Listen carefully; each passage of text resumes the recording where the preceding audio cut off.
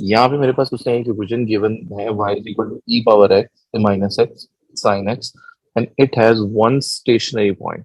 तो जैसे ही मुझे यहाँ पे स्टेशनरी पॉइंट का वर्ड नजर आया तो मैंने क्या किया कि अपने डेरिवेटिव को इक्वल टू जीरो पुट करना है। तो ये चीज आपको सबसे पहले पता लग जानी चाहिए इस वर्ड से। तो अब हम जरा इसका डेरिवेटिव लेते हैं। तो y is equal to e power minus x into sine x.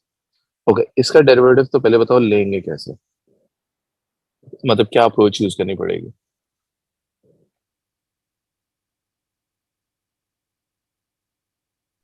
तो प्रोडक्ट रूल लगाएंगे शायद।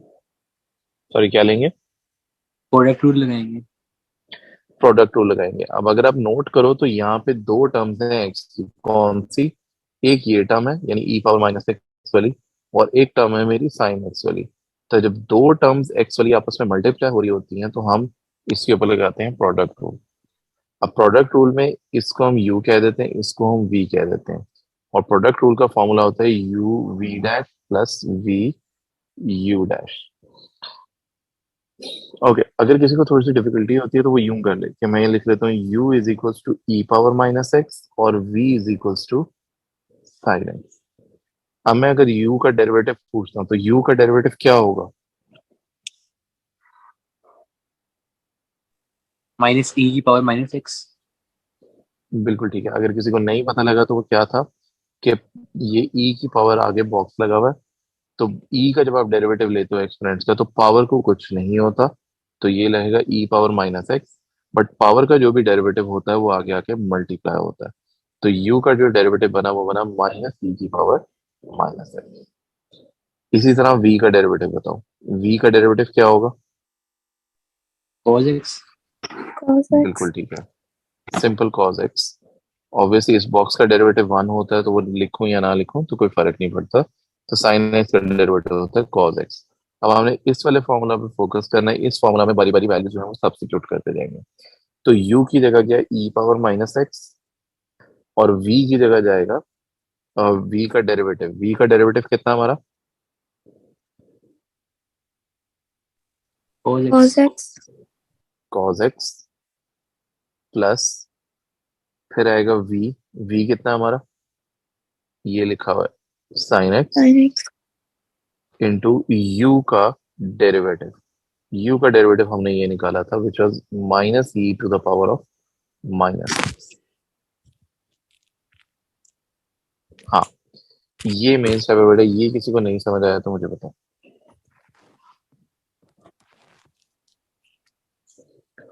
ओके, तो अब मैं इसे लिख सकता हूँ थोड़ा सिंप्लीफाई करके e power minus x into cos x, और इस ब्रैकेट को जब ओपन करेंगे तो minus e power minus x into sine x.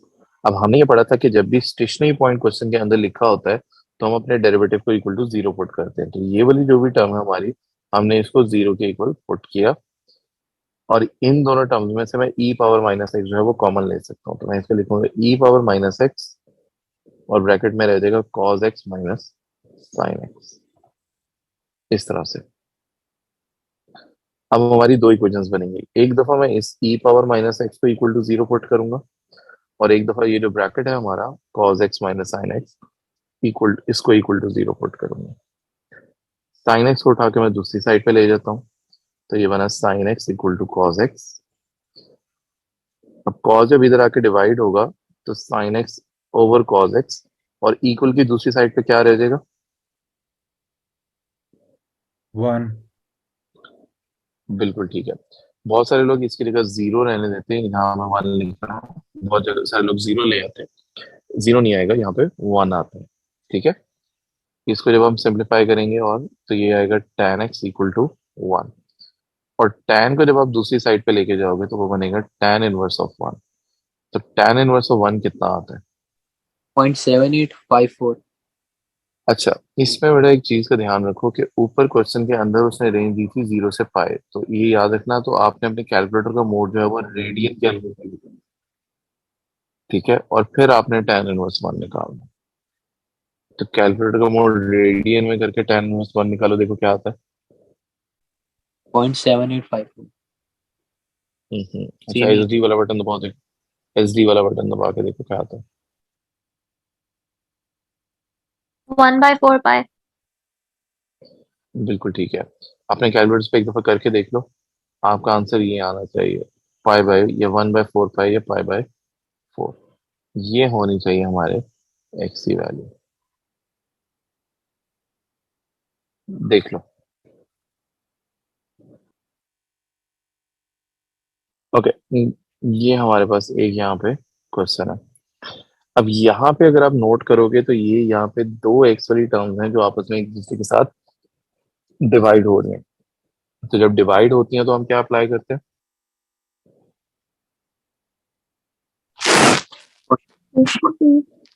बिल्कुल ठीक है, क्वेश्चन रूल अप्लाई करते हैं।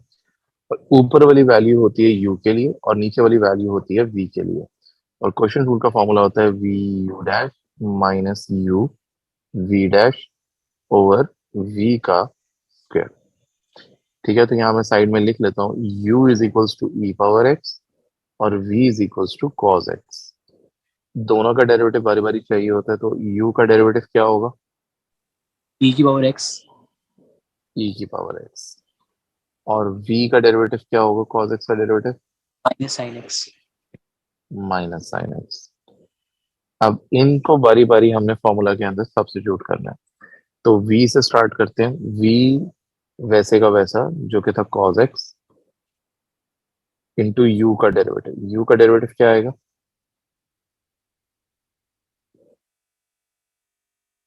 क्या था ई u की का पावर डेरिवेटिव? ई ये की लिखा पावर हुआ एक्स।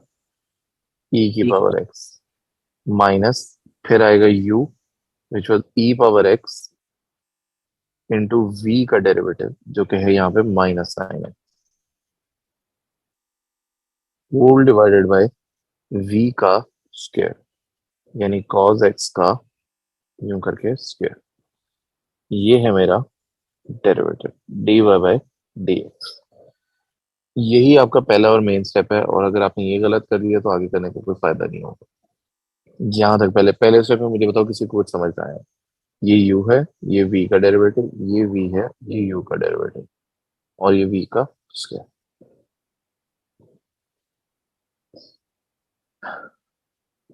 ओके, जब स्टेशनरी पॉइंट लिखा होता है तो क्या करते हैं?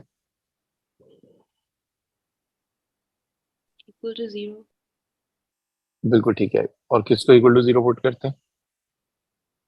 dy over dx. बिल्कुल ठीक है, तो आपने ये जो डेरिवेटिव निकाला है उसको आपने इक्वल टू जीरो पुट करना है। तो ये e power x cos x plus e power x sine x over cos square x. Okay, अब ये जब आप अपना डिनोमिनेटर इस साइड पे जीरो से मल्टीप्लाई करोगे तो ये तो यहाँ से टर्म कंप्लीटली खत्म हो जाएगी, और न्यूमिनेटर में से मैं ई पावर एक्स जो है वो कॉमन निकाल सकता हूँ। तो मैं इसे लिख रहा हूँ e power x plus sine x.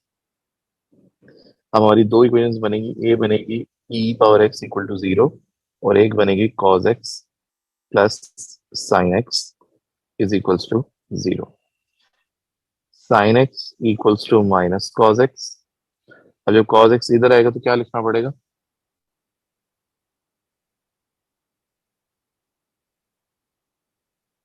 -1 बिल्कुल ठीक है, तो इसको मैं लिख लेता हूँ sine x divided by cos x equals to -1, और ये बना tan x equals to -1। Okay, इसके बाद हम क्या करते थे? अब यहाँ पे भी रेंज देख लो, तो ये -π/2 से लेके π/2 में, तो इसका मतलब क्या हुआ कि आपका एक तो रेडियन मोड होना चाहिए कैलकुलेटर का, एक चीज ये याद रखनी है। ओके, इसको सॉल्व कैसे करते थे? हमने ट्रिग्नोमेट्री में पढ़ा था tan x equal to -1। Add sugar to coffee वाला ग्राफ। बिल्कुल ठीक है, आप यहाँ से क्वाड्रेंट चेक कर लेते हो कि भाई ये जो tan है ये किधर लाई करता है। तो इसको करने का जो भी तरीका आपको आता हो, हमने पढ़ा था ऐड शुगर टू कॉफी। तो ये tan एक्स इक्वल टू -1 किस किस क्वाड्रेंट में लाई करता है?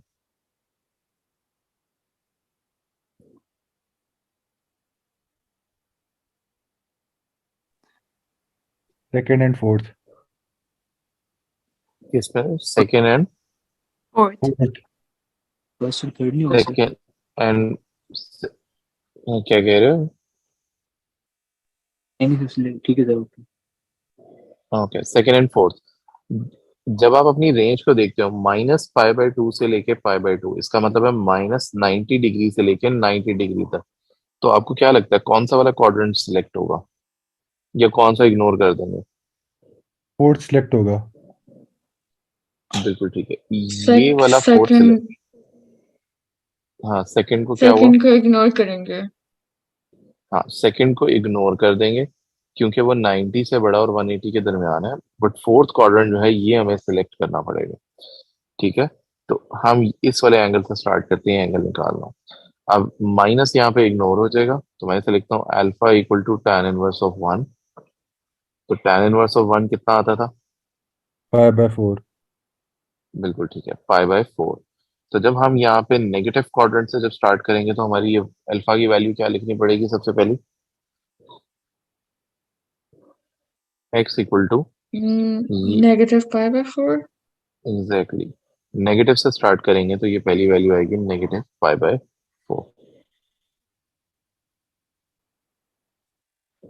ओके, यहाँ पे भी क्वेश्चन के अंदर क्लियरली लिखा हुआ है स्टेशनरी पॉइंट। तो जब भी स्टेशनरी पॉइंट होता है तो आपने अपने डेरिवेटिव को इक्वल टू 0 पुट करना है। तो डेरिवेटिव से स्टार्ट करते हैं, dy/dx। ओके, 3 cos 2x, इसका डेरिवेटिव क्या होगा? cos 2x का डेरिवेटिव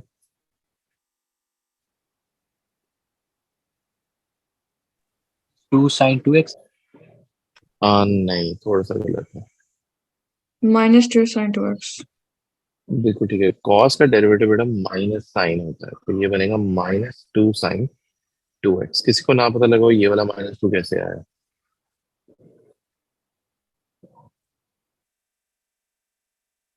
ओके ठीक है, तो माइनस उसके बाद 7 sin x, इसका डेरिवेटिव क्या होगा?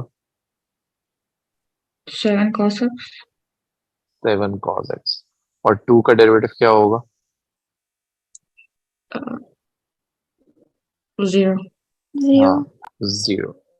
बिल्कुल ठीक हो गया, 0 हो गया। अब इसको सिंप्लीफाई कर लें तो ये बनता है -6 sin 2x plus 7 cos 6x। Sorry, 6x कह रहा हूँ, 7 cos x। और जब उसने कहा था स्टेशनरी पॉइंट है तो हम अपने डेरिवेटिव को इक्वल टू 0 पुट कर लेंगे। अब जब मैं -6 को इधर लेके आता हूं तो ये बनता है 6 sin 2x 7 cos x। अब मुझे बताओ इसके बाद क्या करेंगे?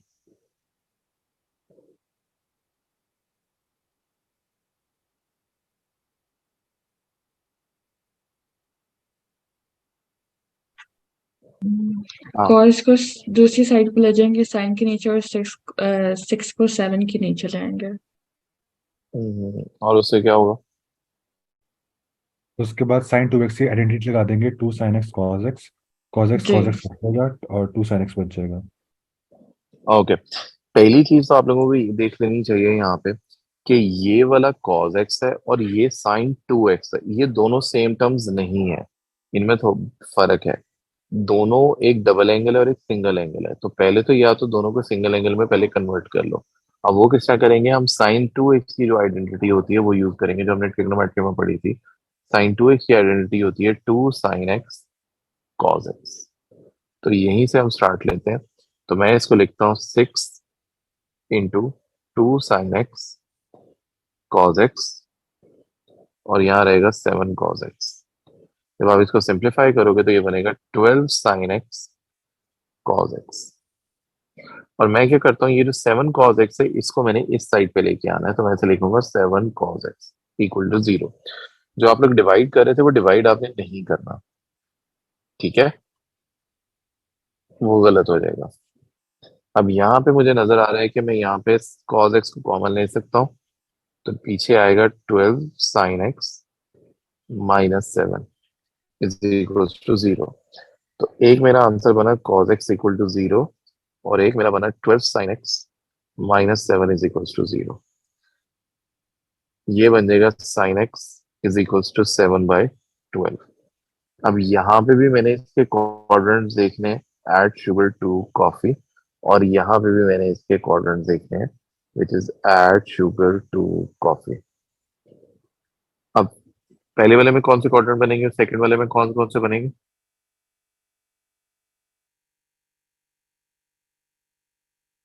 cos x इक्वल टू 0, ये पॉजिटिव ही होता है, तो इसको कौन कौन से क्वाड्रेंट में कंसीडर करेंगे? First and fourth. बिल्कुल ठीक है, ये फर्स्ट है और ये इसका फोर्थ है, तो यहाँ पे अल्फा लेते थे और यहाँ 360 माइनस अल्फा। दूसरे वाले में साइन है, साइन पॉजिटिव कहाँ कहाँ होता है? First two. First and second. बिल्कुल ठीक है, फर्स्ट क्वाड्रेंट में होता है और सेकंड क्वाड्रेंट के अंदर होता है। अब दोनों के अंदर इनवर्स पहले यहाँ कर लेते हैं, चलो कॉस इनवर्स ऑफ 0 क्या होता है? 90 बेटा रेडियन में रखेंगे क्योंकि 0 to पाई लिखा हुआ 5/2। है। बिल्कुल ठीक हो गया, पाई/2। ओके, तो जब आप वैल्यूज देना शुरू करोगे x की, तो एक अल्फा है विच इज पाई/2 और 360 की जगह लिखोगे 2 पाई, तो मैं ऐसे लिखूंगा दूसरी वैल्यू है 2 पाई माइनस पाई/2। एक तो ये हो गया। इसी तरह यहाँ से इसका अल्फा निकालो, देखो क्या आता है। साइन को उधर लेके जाके इन्वर्स करो। सर रेंज पाई तक थी तो हमें वो 2 इग्नोर पाई कर देंगे बाद में, माइनस वो एंड पे कर देंगे, एंड पे कर देंगे, एंड पे कर देंगे। क्या आप ठीक है?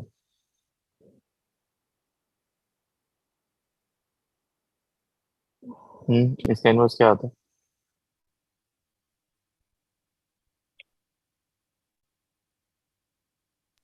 0.622. 0.622।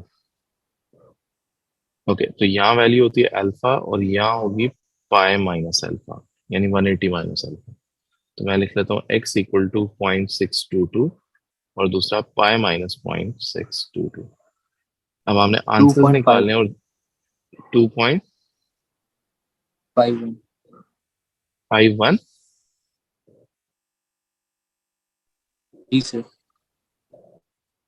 अच्छा, ओके, तो जब इसमें से आप आंसर्स देखना शुरू करोगे तो 0 से पाई में ये 1 2 और एक ये 3, ये वाला जो आंसर है ये हमारा रेंज से बाहर है जी। 270 से 360 के दरम्यान में था, तो ये वाला एक आंसर जो है वो इग्नोर हो जाएगा। तो बाकी जो 3 है ये हमारा आंसर होंगे। ये देखो बेटा, जरूरी इसलिए है कि जो मरियम आप जो मुझे बता रहे थे कि इस cos x को उधर जाके हम डिवाइड कर देते हैं, यही बोल रहे थे आप। जी तो सर। अगर आप दूसरी साइड पे जाके इसको डिवाइड करते तो cos cos कट जाना था। जी तो उससे आपके पास सिर्फ ये a इससे निकलना था, उससे फिर आपकी ये वाली जो इक्वेशन जो बनती है ना, वो नहीं बननी थी। तो इसलिए आपने ध्यान रखना है कि इस तरह जब भी हो तो आपने दूसरी साइड पे जाके उसको सब्ट्रैक्ट करना है, क्योंकि आप उधर जाके डिवाइड करते हो तो आपका एक रूट यहाँ से कट जाता है, तो वो खत्म नहीं करना, इसलिए हम उसको दूसरी साइड पे जाके प्लस या माइनस जो भी होता होगा वो करेंगे। बात समझ आई कि नहीं आई? जी आ गया। ओके, बाकी लोगों को यहाँ तो देख के बताओ कोई चीज पे बात ना समझ आई है।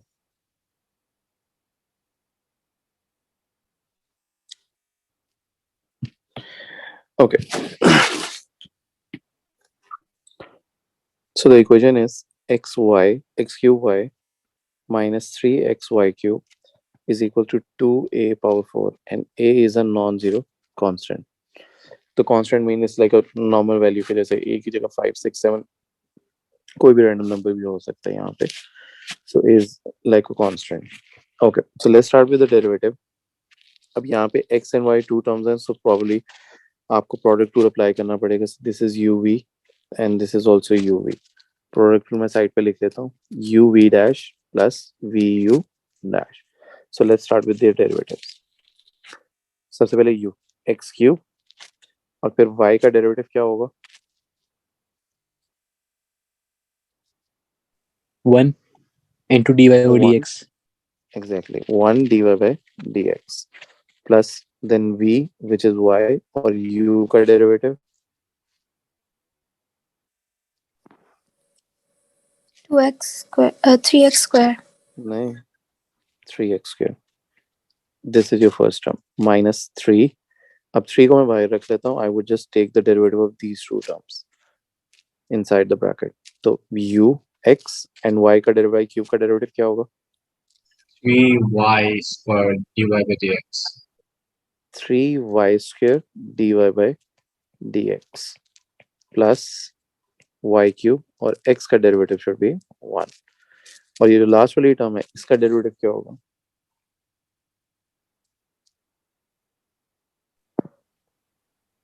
8a to the power 3. नहीं नहीं it is a constant term so constants का डेरिवेटिव क्या है हाँ बिल्कुल ठीक है कांस्टेंट्स का डेरिवेटिव 0 होता है so that would be put in equal to 0 now just simplify the bracket A is non-zero value. Non zero constant है ना कांस्टेंट क्या होता है मैंने अभी बताया कि इट्स लाइक के ए की जगह जैसे 4 लिखा हो ठीक है तो किसी भी नंबर का So जब भी a आप is not a variable. No it's not a Okay, variable लिखा हुआ है constant it is a non zero constant Okay, variables sir. Are only y and x ठीक है ओके अब सिंप्लीफाई कर लेते हैं 3x square y minus 9xy square minus 3y cube is equals to 0 okay I forgot dy by dx here okay अब मैं क्या करता हूँ ये dy by dx वाली टर्म्स मैं इसको इक्वल की दूसरी साइड पे ले जाता हूँ so 9x y square dy by dx minus x cube dy by dx और इस साइड पे 3x square y minus 3y cube अब यहाँ से if I take dy by dx as common 9xy square minus x cube और ये आ गया 3x square y minus 3y cube I just have to prove this तो आप देखो this part is already matched 3x square y minus 3y cube और ये जो bracket इधर मल्टीप्लाई हो रहा था वो इधर आके डिवाइड हो जाएगा that would give me my final answer for the first part 9x y square minus x cube that is equals to dy by dx that's what you have to prove ये हमारा first part हाँ इसमें कोई question No, sir. ठीक है अब इसमें इसके बाद फॉर द सेकंड पार्ट अब यहाँ पे दो पॉसिबिलिटीज हैं जो वो क्वेश्चन में नॉर्मली आपसे पूछता है ये वाली जो स्टेटमेंट है ये सेम स्टेटमेंट होती है द ओनली चेंज इज या तो वो लिखा होता है it is parallel to the x axis या फिर लिखा होता है parallel to the y axis तो पैरेलल टू एक्स एक्सिस होगा तो क्या करना है और पैरेलल टू वाई एक्सिस होगा तो क्या करना है तो दोनों सिनेरियोज में पहले यहाँ लिख देता हूँ और फिर हम इसको ट्राई करके देखते हैं so if it says parallel to x axis और यहाँ मैं लिख लेता हूँ parallel to y axis so आपको करना ही होता है if it's parallel to x axis so you would do dy by dx is equals to 0 so whatever your derivative is आप उसको equal to 0 put करोगे and then we will solve it और अगर पैरेलल टू y एक्सिस होगा तो क्या करना है अब पैरेलल टू y एक्सिस में ये होता है कि आपका जो dy by dx होता है so जो भी डिनोमिनेटर होगा हमारा whatever is your denominator that would be put in equal to 0 so अगर मेरे डिनोमिनेटर में ये लिखा है 9x y square minus x cube मैंने इसको इक्वल टू 0 सब्स्टिट्यूट करना है ओनली द डिनोमिनेटर पार्ट ठीक है सो ये सबसे इजीएस्ट वे है टू रिमेम्बर इट कि आपने पैरेलल टू x एक्सिस हो तो आप डेरिवेटिव को इक्वल टू 0 पुट कर दोगे और if it's parallel to y axis तो आप अपने डिनोमिनेटर वाले पार्ट को इक्वल टू 0 पुट कर दोगे and then we will solve it ठीक है तो अब सॉल्व कैसे करते हैं अब इस क्वेश्चन के अंदर it says parallel to the x axis तो मुझे ये वाला सिलेक्ट करना है तो इसके अंदर क्या होता है कि मुझे अपने डेरिवेटिव को इक्वल टू 0 पुट करना है सो 3x square y minus 3y cube over 9xy square minus x cube is equals to 0 तो ये जो भी मेरा डिनोमिनेटर होता है वो इधर 0 के साथ जाके मल्टीप्लाई होगा और खत्म हो जाएगा so 3x square y minus 3y cube is equals to 0 इसके बाद हम क्या करेंगे I can take 3y as common तो ब्रैकेट में क्या रह जाएगा? x square आगे minus y square. X square minus y square equals to 0। तो एक हमारी इक्वेशन बन जाएगी 3y इज इक्वल्स टू 0 और एक इक्वेशन बन जाएगी x square minus y square is equals to 0। तो एक तो आपने ये करना है। ओके, इसके बाद हम क्या कर सकते हैं?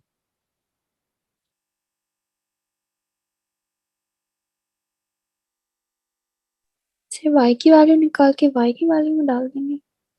हाँ, डालेंगे तो सही। जैसे हमारी अभी y की क्या इक्वेशंस आ रही हैं? फिर y की वैल्यू वहां से 0 आ जाएगी ना, तो देखो, एक तो y की वैल्यू यहाँ से 0 आएगी और यहाँ से x इक्वल टू क्या बनेगा?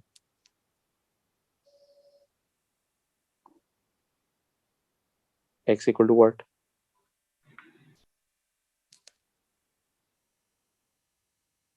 0 क्या हुआ? नहीं नहीं, 0 क्यों बनेगा?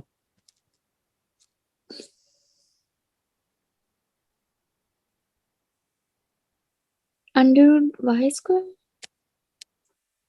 Is equals to y। अच्छा, ठहरो एक सेकेंड। Sir, ये I देखो ना, forgot what the question said. Can I read once more? Like the second जी part. रीड कर लो। ओके, सो इस पॉइंट के बाद क्या करेंगे? The one value for y is 0 and the other value for y is what?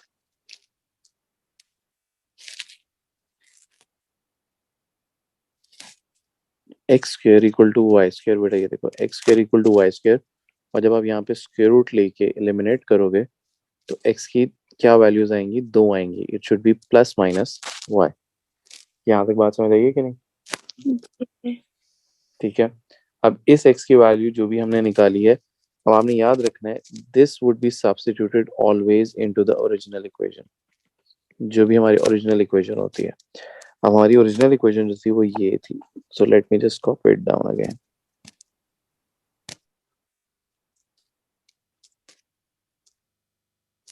Okay, this is our original equation. So इसमें basically आप सब्स्टिट्यूट करोगे सबसे पहले।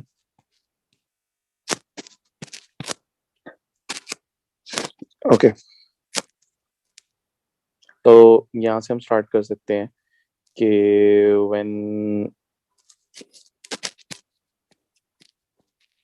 x is equals to y और एक when x is equals to minus y, दोनों substitute कर लेते हैं। So this should turn as y cube times y minus 3 times y into y cube is equal to 2a to the power of 4। एक equation हमारी ये set होगी and the second equation जो हमारी सेट होगी that is minus y cube times y minus 3 times minus y times y cube 2a to the power of 4। तो ये बना y power 4 minus 3y power 4 is equal to 2a power 4। 0 आ तो जी बेटा,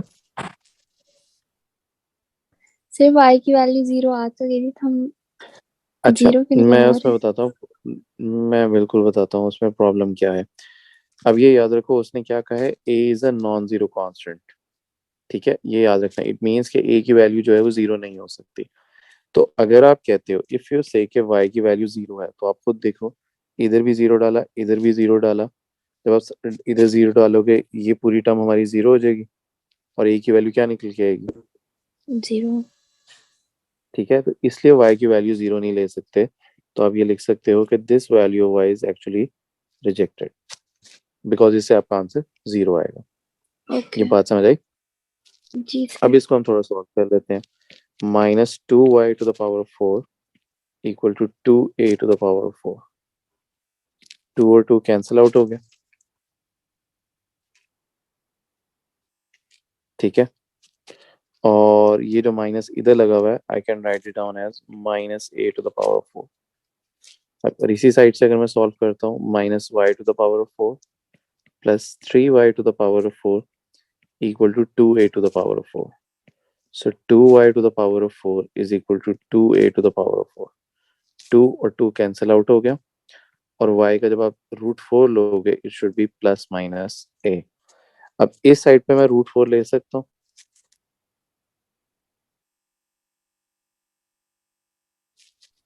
to get the value of y। हाँ, can I So take I a don't think √4? it's possible Why not?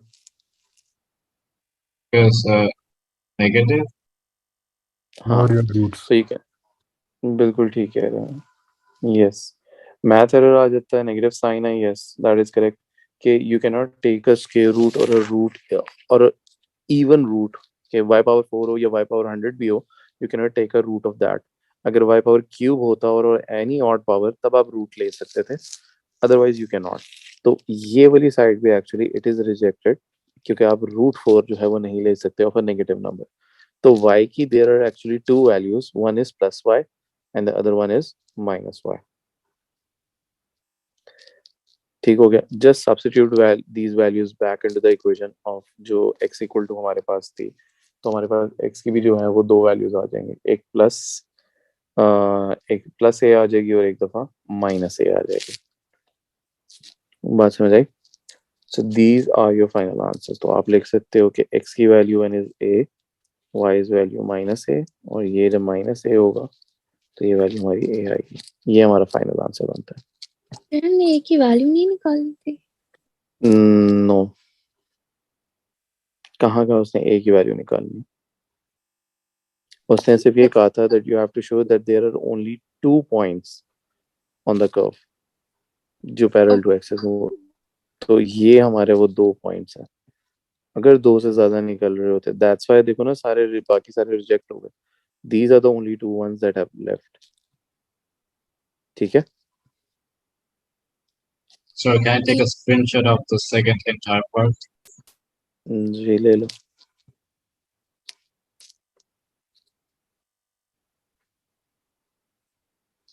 Okay, तो आप नोट करोगे तो पहला part is quite the same कि आपको उसी सेम मेथड से एक्चुअली करना पड़ता है। By same I mean that, but second part में वो थोड़ा सा चेंज आएगा जिसमें वो कहता है पैरेलल टू वाई एक्सिस।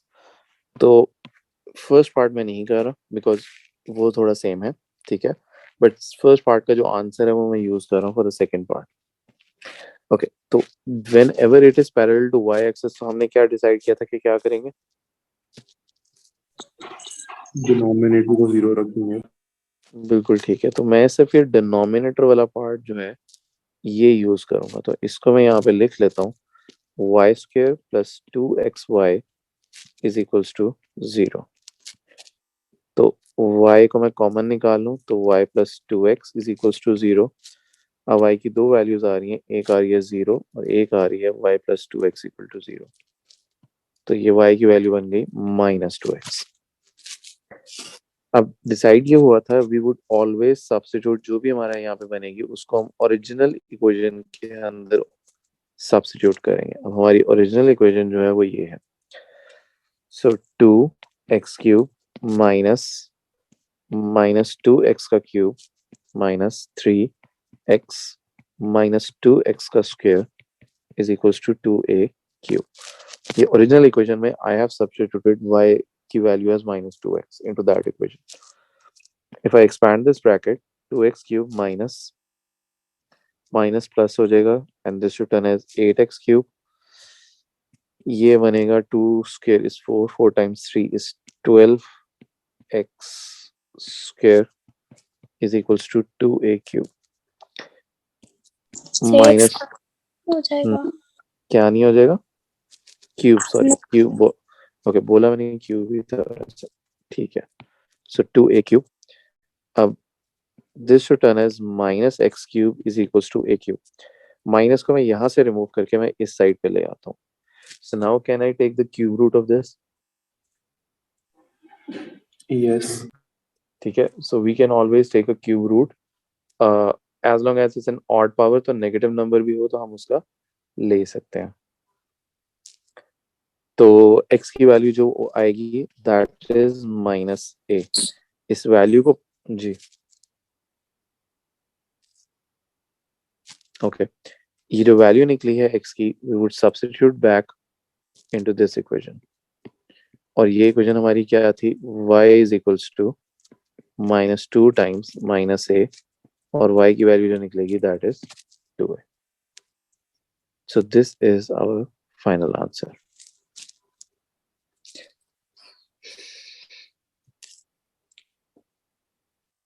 अच्छा अच्छा ये जी जी जी बोलो बोलो. डिनोमिनेटर को इक्वल टू 0 पुट करना होता है और ऊपर वाले पार्ट को यूज नहीं करना होता.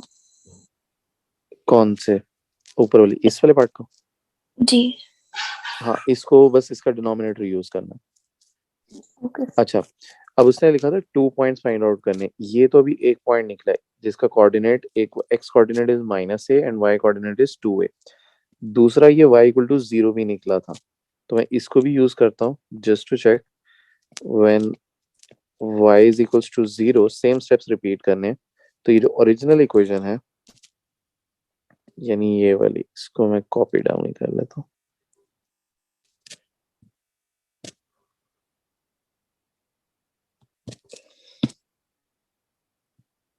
ओके हाँ ओके y की जगह मैं 0 सब्स्टिट्यूट कर देता हूँ इधर भी और इधर भी.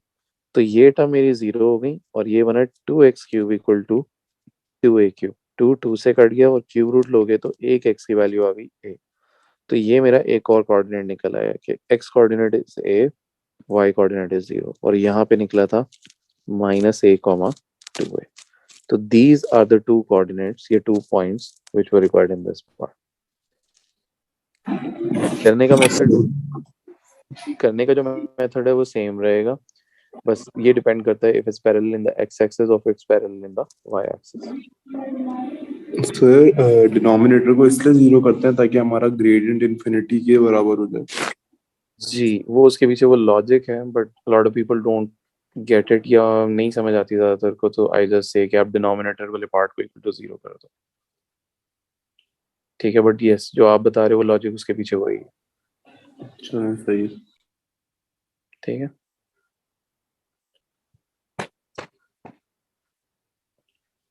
ओके यहाँ पे देखो तो एक एक करके स्टार्ट करते हैं. dx/dt क्या होगा derivative? 2t also. 2t 2t. okay the derivative of y? 4 4 plus exponent नहीं एक्सपोनेंट नहीं है. 1/2t minus 1. Sorry 1 over 1/2t minus 1. is that it? Uh, 2. multiplied by 2. yes in times 2 भी करना होता है. if anyone who doesn't know how to take the derivative of logs तो अभी पूछ लो बेटा.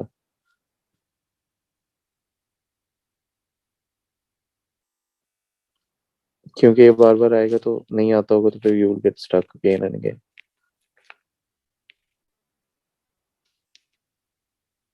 ओके ठीक है सो इसको थोड़ा सा सिंप्लीफाई कर लेते हैं. सो 4 + 2 over 2t - 1. ओके इसको हम आई थिंक और भी कर सकते हैं आगे. चलो इसको कर ही लेते हैं एक्चुअली आई थिंक सो. इसको आगे हम एलसीएम ले लेते हैं. सो 2t - 1 सो 4 times 2t - 1 + 2.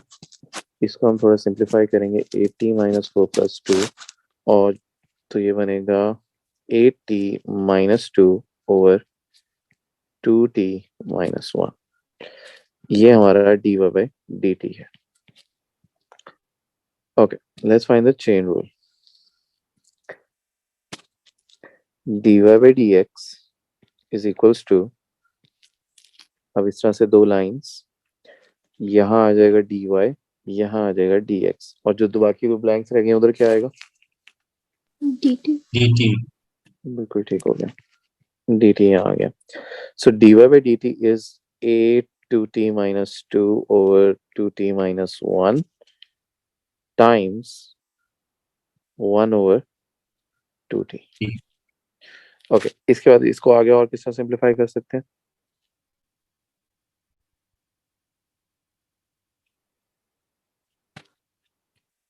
हाँ, anyone. How would we can simplify it more? So it's going to be 80 minus 2 divided by 2t times 2t minus 1. Okay, मुझे जो एक और चीज नजर आ रही है, I can take 2 as common, 4t minus 1 over 2t times 2t minus 1. ये 2 और 2 कैंसिल आउट होता हुआ नजर आ रहा है, ठीक है, but I think both answers would be acceptable at this point, ठीक है. सो ये हमारा फॉर द फर्स्ट पार्ट ये हमारा आंसर है. अब सेकंड पार्ट में कहता है find the equation of the normal, okay, when the point is t equal to 1. Okay, normal की भी बात करते हैं और इसकी भी बात करते हैं, बट अगर हमें इक्वेशन फाइंड आउट करनी है, so if you remember the equation का जो फॉर्मूला होता था, इक्वेशन ऑफ लाइन या टेंजेंट या नॉर्मल, उसका फॉर्मूला ये होता था y minus y1 equal to mx minus x1, or either you can also use y equal to mx plus c, but preferable is this one. आप इसको prefer करते हैं, ठीक है. तो इसमें the first thing you need is the gradient, और dy by dx is known as to be your gradient. तो ये हम यूज करेंगे, और इसमें उसने हमें t की वैल्यू क्लियरली बताई कि t is the value 1. तो 1 जरा सब्स्टिट्यूट करें, क्या आता है? 4 times 1 minus 1 over 1 times 2 times 1 minus 1. क्या आंसर आता है ग्रेडियंट का?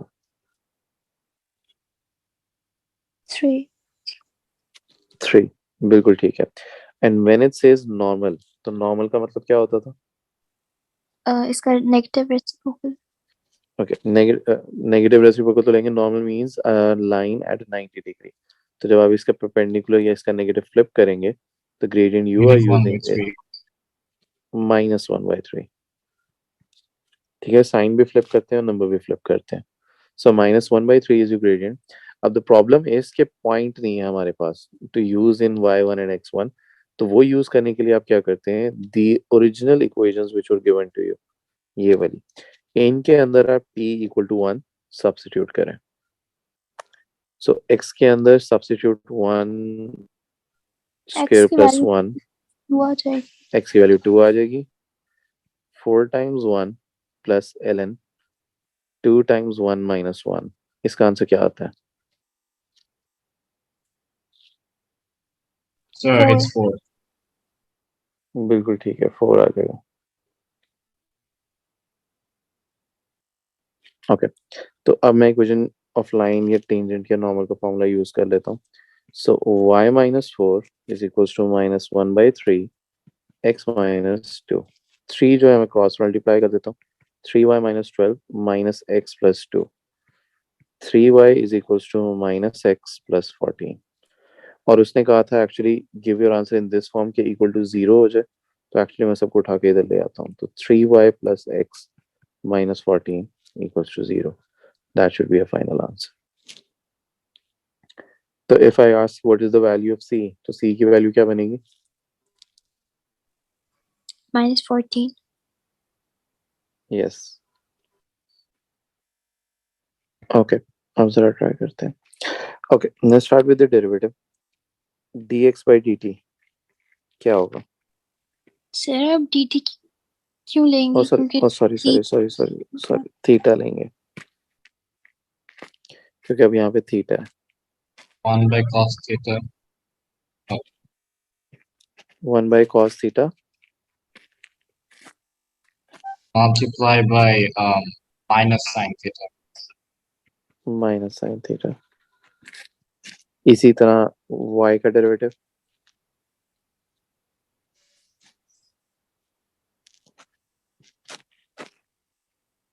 3 plus secant 3 plus 6 square theta. ठीक है. secant 3 square बिल्कुल ठीक है. 3 minus secant square theta into अभी 1. into 1 बिल्कुल ठीक है. अब हमने dy by dx निकालना है. Same chain rule, dy by dx is equals to dy by d. अच्छा, dx यहाँ आ जाएगा. So this should be d theta, this should be d theta.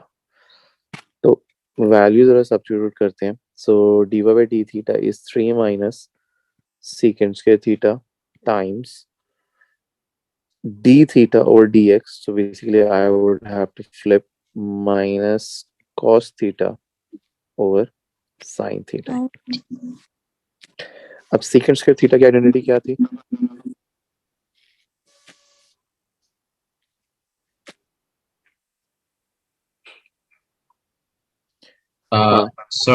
Sir, can we write minus cos by sin theta as minus cot theta? नहीं, because it says you have to write it in terms of tan, so you cannot write it as cot. फिर आप cot लिखोगे, उसको फिर आप 1/tan में convert करोगे. Sir, 1 plus tan square x. Sorry. आपने पूछा secant square theta की क्या tan के अंदर जाएंगे तो हाँ. 1 plus Okay, नहीं मैं बताता हूँ. 1 plus क्या था? हाँ वो बताओ. tan square x होता है ना, like tan square theta. तो 3 minus bracket 1 plus tan square theta.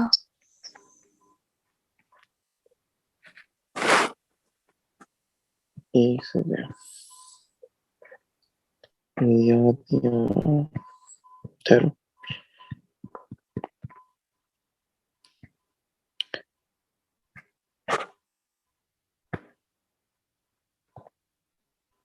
Okay, 1 plus tan square theta और minus cos या cos over sin theta is basically cot theta, और cot theta जो होता है that is actually 1 over tan theta. So I can replace this part. बिल्कुल ठीक कह रहे हो. I can replace this part as minus 1 over 1/tan. tan theta. ठीक है. और ऊपर वाले ब्रैकेट को अगर मैं एक्सपैंड सिंप्लीफाई कर लूं तो 3 minus 1 minus tan square theta. But इसके साथ ये वाला जो माइनस है, ये जब मल्टीप्लाई होगा तो ये science actually minus plus plus 1 over tan square theta. तो जब इसका मैं फाइनल आंसर लिखूंगा, I can write it down as tan square theta minus 2 over नीचे tan square लिख tan दिया. theta. ठीक है, वो tan theta यहाँ आ गया. ये हमारे फर्स्ट पार्ट का आंसर हो जाएगा. अब सेकंड पार्ट के अंदर वो क्या कहता है? It says that you have to find the y coordinate of the point the curve the gradient. Okay, normal जो है दैट इज इक्वल टू 1. तो अगर मैंने ये मेरा सिंपल ग्रेडियंट है, इसका अगर मुझे नॉर्मल निकालना है so I would have to do the negative flip. अब नेगेटिव फ्लिप मींस कि मैं यूं करके माइनस लगाता हूं और denominator would come in the numerator and numerator would go in the denominator like this. ये है मेरा नॉर्मल का ग्रेडियंट.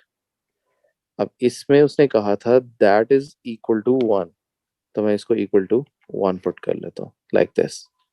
ठीक है, तो इसमें कंफ्यूज नहीं होना. माइनस बाहर लगाया, उसके आगे bracket and then just flip the fraction like this. अब आप क्या कर सकते हो? सिंपली माइनस को मैं इधर से रिमूव करके इधर ले आता हूँ. So this should turn as tan theta. Denominator cross multiply कर लेते हैं. Minus tan square theta plus 2. Bring every term on this side. Tan theta minus 2 equal to 0. Now you can either apply midterm breaking or the quadratic formula and see the value of theta that you get. तो जरा apply करो quadratic. क्या था answer? Sir, 1 minute. Sorry,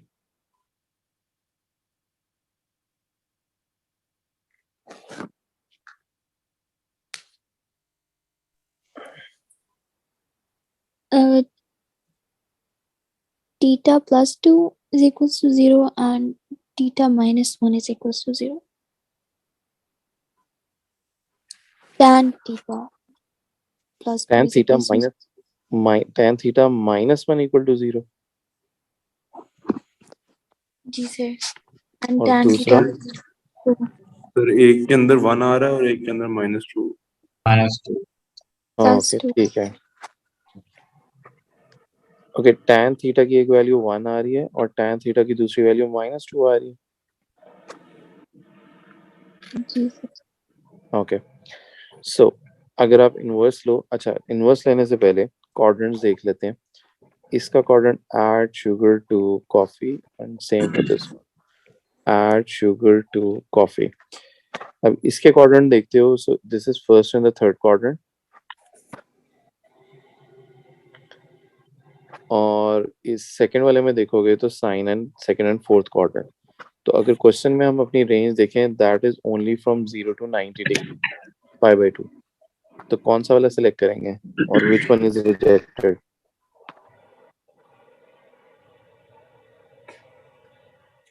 zero to 90 degree range है, तो reject कौन सा वाला हो जाएगा? Sorry?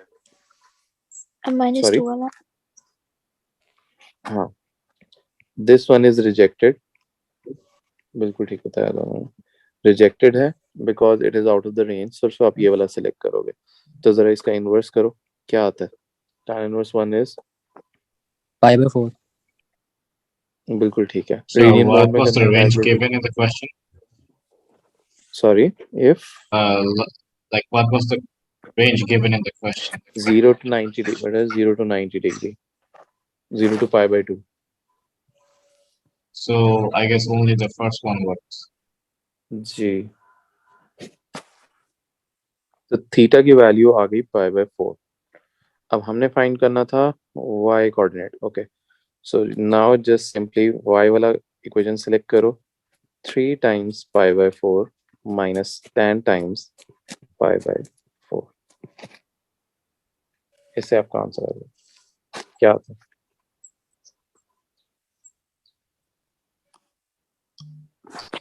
थ्री π/4 -1 एक्चुअली ये याद होता है। ये हमारा y कोऑर्डिनेट है जो हमें फाइंड आउट करना था। 8 मार्क्स।